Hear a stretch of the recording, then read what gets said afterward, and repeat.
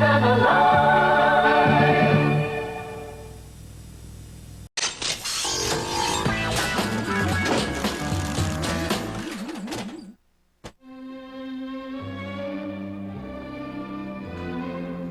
Ladies and gentlemen, To Tell the Truth takes great pleasure in inviting you to visit To Tell the Truth's miniature version of New York's finest and most elegant restaurant, Lutece. There, with forks in hand, we find our To Tell the Truth panel and host Gary Moore. Hi.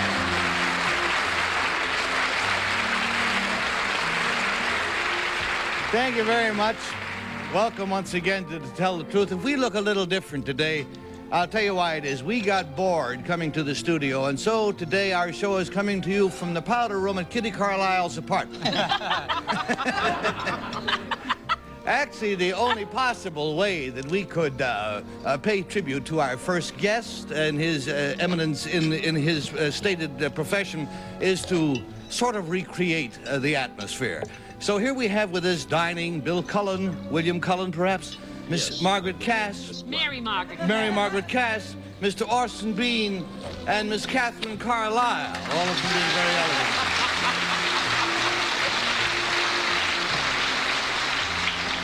You observed, Orson, did you, that this beats Wimpy's, you think? You have a little more, you live a little better. Well, in that case, I think we ought to meet the man responsible for this. Thank you. I'll mail it to a friend. I would like you to meet the man responsible for this luscious repast. He is the owner of Lutece, Monsieur André Sermin.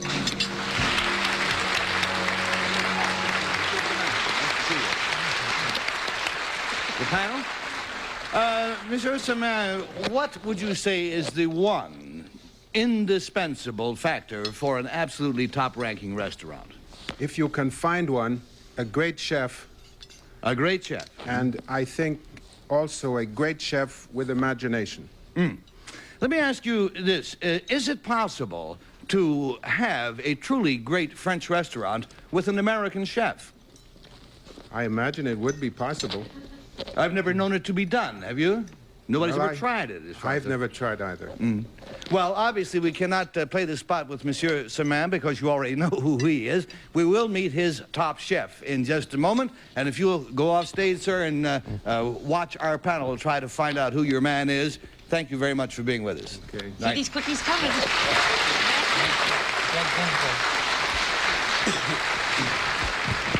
Hey, get the little microphone dug in. All right. Now, let us meet the man who is responsible for the truly haute cuisine of Lutece. Number one, what is your name, please? My name is André Saltner. Number two. My name is André Saltner. Number three. My name is André Saltner. That's what they all say. Only one of them, of course, is telling the truth. That's what the show is all about. And here is André Saltner's story. It says, I, André Saltner, am the chef at what has been called the finest restaurant in New York City, Lutece. When dealing in gastronomic excellence, the best things in life are definitely not free. So it naturally follows that our restaurant is one of the most expensive in the world. At Lutece, no effort is spared to make dining an elegantly rewarding experience. Dover sole is flown in direct from England. Asparagus and strawberries are the finest and freshest available. And the sauces, which are, of course, the heart of authentic haute cuisine, are carefully prepared for days and days in advance. Dining at Lutece is an aesthetic as well as a culinary delight. The crystal is baccarat, the china is bone, and the silver is sterling. Lutece's clientele learn of the restaurant strictly by word of mouth. We have never advertised. And in fact, the name Lutece cannot even be found in the yellow pages. Signed, André Saltner.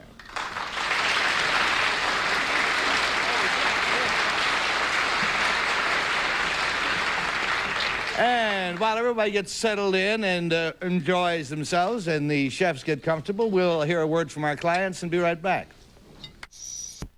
I'm just enjoying myself watching the panel. Bill Cullen in particular, whose idea of French cuisine is Lipton's onion soup. That's as far as it goes. In any event, welcome to this special gourmet edition of To Tell the Truth. As you may remember, each one of these gentlemen claims to be Andre Soltner, chef at the famous Resturant Lutece. And let's start the question with Peggy, please. Thank you. Number 3, this is really delicious. I want to tell whoever did it, this is really terrific. We don't eat like this in my house, I'll tell you. Number 3, what is the name of the small pale green bean in the vegetables? Petit pois. Petit pois, merci bien. Number 1, who is Fernand Point? Cooker. A cooker. Yeah.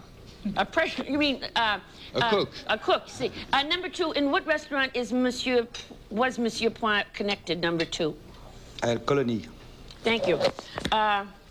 Number 3, what restaurant did you work at? Did you work in Paris? I worked chez Hansi. Where? Chez Hansi. Oh, Chez Hennessy. And that is owned by whom? Number 3. Who owns Chez Hennessy? Mr. Ernie. Thank you. And from Peggy, we go to Orson Bean. This is wonderful. Until this moment, Gary, I had thought that real class was being able to afford better than the thrift box at Colonel Saunders. Now I know. Now you know. Now I know. What's that? Oh, that's when you can only afford 2 pieces of chicken and one of them is a wing.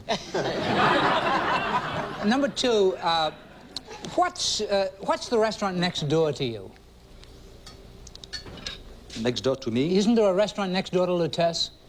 Shouldn't be mentioned in the same breath. Maybe it's gone by now. I haven't been around for a while. Not since I've been there. Might be a parking lot. All right. Number 3, if a man came in and ordered knockwurst, something like that, would you quietly ask him to leave, or would you serve him? I mean, something simple like that. Maybe I can tell him to come back later and we will have it later on. Oh, just you and him together? That's rather sweet. I'll see you after the show. We'll have a little knockwurst. And there goes the bell again. Buzzer taking us to Kitty Carlisle, who is having bloody do with the Did way. you hear what he said? What? He said, I'm going to take it away. He'll be stoned if he takes it away. I'll be stoned if I drink this wine. Oh, it's absolutely marvelous, whoever you are.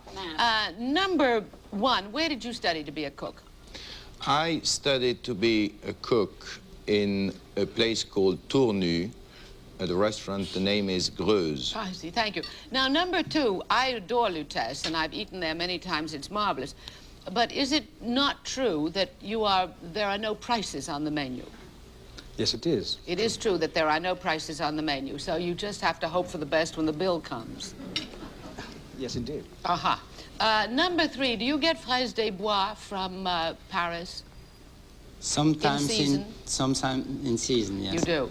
And number 2, what nationality are you? French. Number 1. And finally to William Cullen. Yeah, I'm a little confused about one thing. Number 2, Kitty said there were no prices on the menu. Aren't there prices on the men's copy of the menu and none on the ladies' copy? That is correct. So the man does know what he's getting in for for the evening. Number 1, if I came to Lutece, as Gary said, I have rather simple, very simple, ridiculously simple taste, but if I came to Lutece and asked for, as a main course, a cheese souffle, for instance, would I be able to get it? Naturally. You have a souffle chef? This is our privilege to give it to you. We'll be glad to. Well, that's very good. I hope you're the right one. I'll be right over. Not that I haven't been in the past, but I will not sit next to Peggy Cass next time I come over. Because you keep eating off my plate, that's why. Number 3, does the name Albert Stockley mean anything to you? Yes, Albert Stockley is a chef.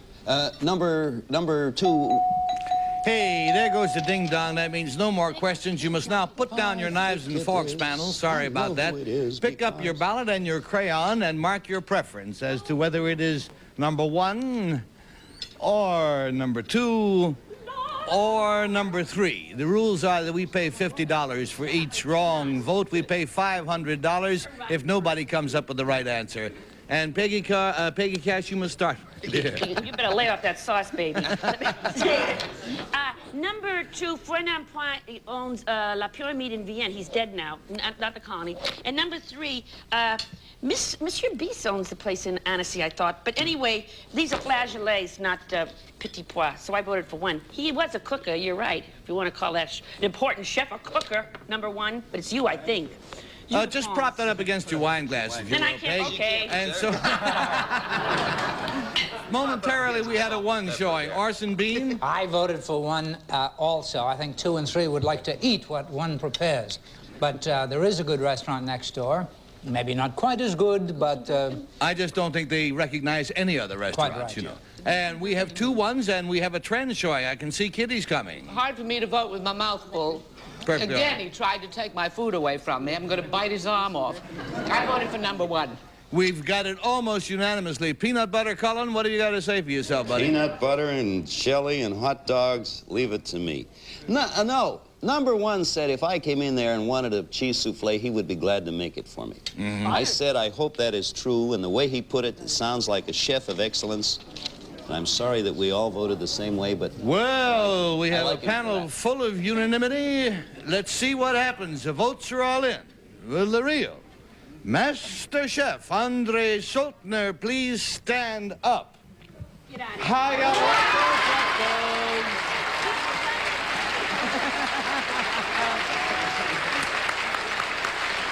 Good job, gentlemen.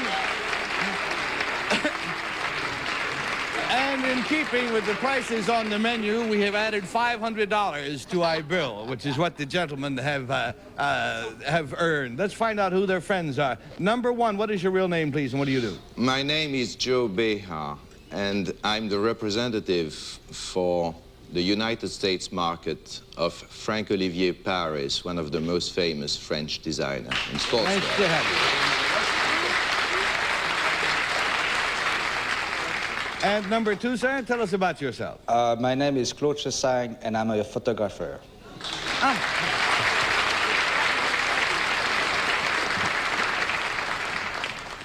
Chef Soltner, no one has been gauche enough to ask the question which I'm sure the audience would like to know, which is that if I were to come to Lutece and with a party of 4 people and had a full dinner,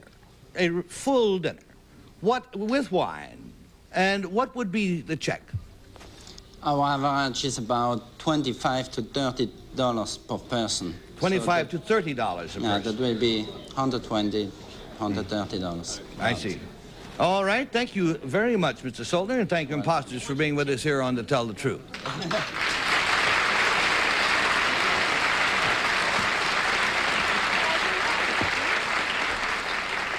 Now, panel, during the upcoming intermission, I have some rather interesting questions for you to ponder, such as, is public opinion really judgment, or is it only emotion?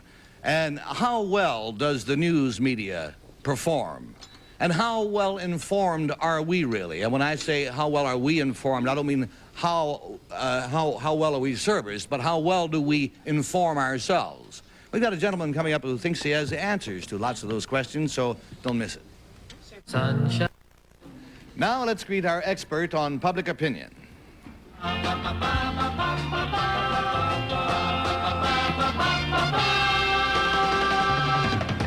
Number 1, what is your name, please? My name is Lester Markell. Number 2. My name is Lester Markell. Number 3. My name is Lester Markell. And here is the important affidavit of Lester Markell. I suggest you listen carefully. It says, I, Lester Markell, have been the Sunday editor and an associate editor of the New York Times for many years.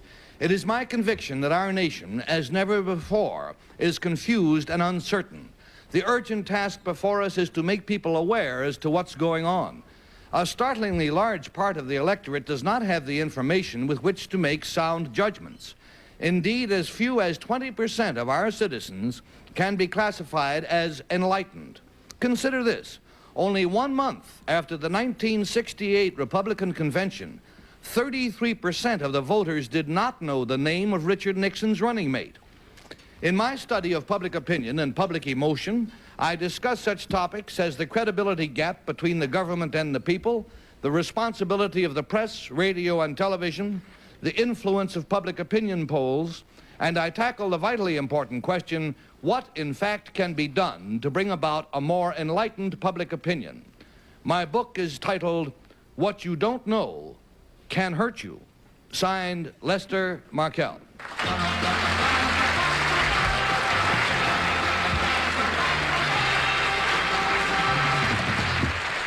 And Bill Cullen, my friend, we'll turn this over to you. Mr. Markell, number 3, the credibility gap and the fact that the people aren't enlightened. If we had, number 3, to place the fault at someone's door, would it be the media or would it be the public? I think it'd be the media and the public and the government. Each one has to do its part. The public has to listen. Number 1, how many people, the 30%, for instance, who didn't know the running mate of Mr. Nixon, don't you think that those 30% of the people were not concerned, and no matter what the media does, that they would continue to be disinterested?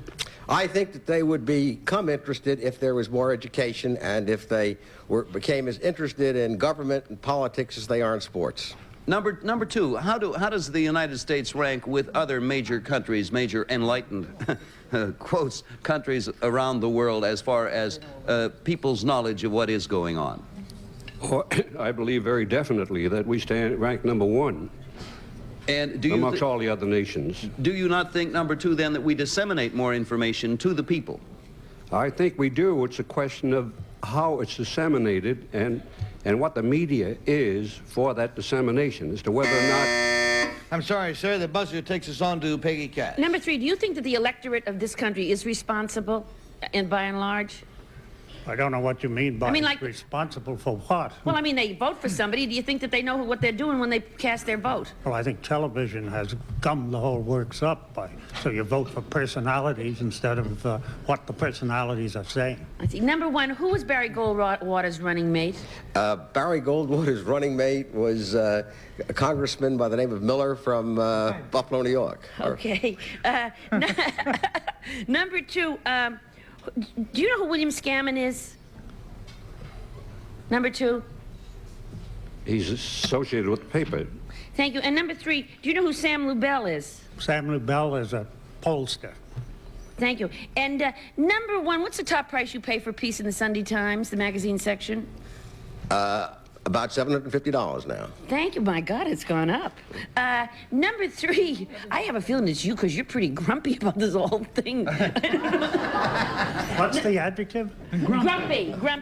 Number 3, who's the word expert on the New York Times, the one who puts out that little paper? Theodore M. Bernstein. Thank you. Number 2, what percentage of people in the United States vote? Get out of here. What percentage of the people vote? Of the total population? Yes, sir. About 40 to 45%. Thank you. Orson Bean, please. Just for the record, number 3, I think you're rather sweet. I agree with you, Mr. And so are you. I think you might prefer Grumpy from Peggy.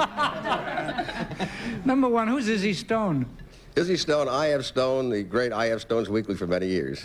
Number 2, anyone who's lived abroad knows that we have more coverage of the news on American television and in American periodicals than any other nation does. Do we need even more to enlighten the people?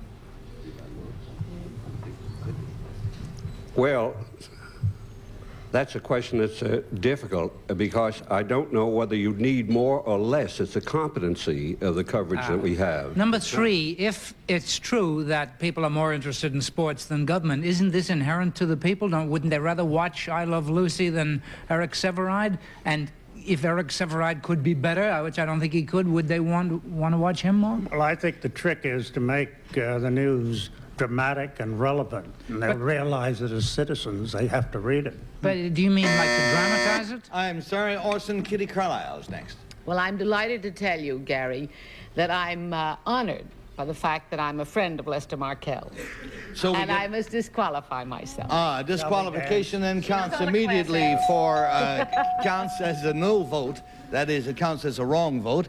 And so at this point, we must make up our minds as to whether it's number 1, or number 2, or number 3. And the ballots having all been marked, we'll start with Bill Cullen. Yeah, well, number 3 did know about Theodore Bernstein, who has written, in addition to that little paper, he was written some fine books. But I don't know. I thought 3 wanted to be voted for, and for that reason, I figured perhaps he wasn't the real one, and I went with number 1. We've got a sort one. of A pig can hardly wait. Well, I was crazy about number one because he remembered Miller. I didn't remember his name myself. I just know he came from Lockport, New York. That's all I could remember. But number 3 won my heart. I had to vote for him. We've got a 1 and a 3 and Orson Bean coming Well, I out. lied. 3 is grumpy, so I voted for 1. A 1 with a nifty reporter's hat on. Jimmy Olsen's old hat there. Absolutely great. And all right, that's the way it goes. The votes are all in. Well, the real. Mine is a 0. Yes, Kitty's is a 0 because of a disqualification. She knows Mr. Markel. Will the real Lester Markel please stand up? And...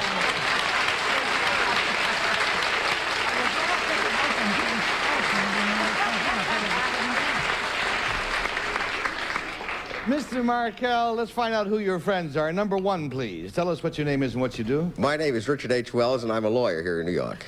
Good to have you with us, Mr. Wells. Number 2, sir? My name is David A. Goodkind, and I'm a certified public accountant here in New York. Mr. Markel, it is neither my place nor my desire to defend television, but you say the television has gummed up the elections now. That are you implying that charisma is what counts? And if that is so, do you not believe that with television Abraham Lincoln could have been elected? He was not a handsome man. Well, I happen to believe that character is more important than charisma, and I don't think that television reflects character. Well, they elected Nixon. Including panels. You don't...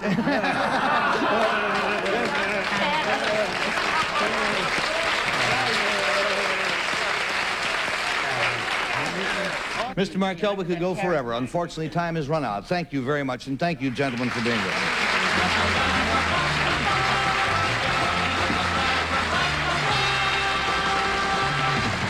It's come to our... We want to thank Frank Skinner for designing the setting for Lutece. We want to thank you for being with us, and we're going to give the whole thing another try coming next time. Our central characters today will receive from Delton Formal Wear a handsome dinner jacket. Magnificent stylings in the latest colors and fabrics, elegant formal fashion by Delton Formal Wear. Promotional consideration provided by Best Western Motels, the nation's largest chain of 1,200 fine owner-operated motels in 900 cities from coast to coast. Hey, what the blank is going on here? What the blank is he doing? What kind of a blanking show is this, anyways? I don't believe this blank. Hey, I know her and him. They're blanking hilarious. Oh, get a load of this blank. Holy blank, this is funny. What a great blanking idea for a game show. Match Game. You'll laugh your blank off. Today at 6:30 Eastern, 3:30 Pacific, only on Game Show Network. I'm going with you.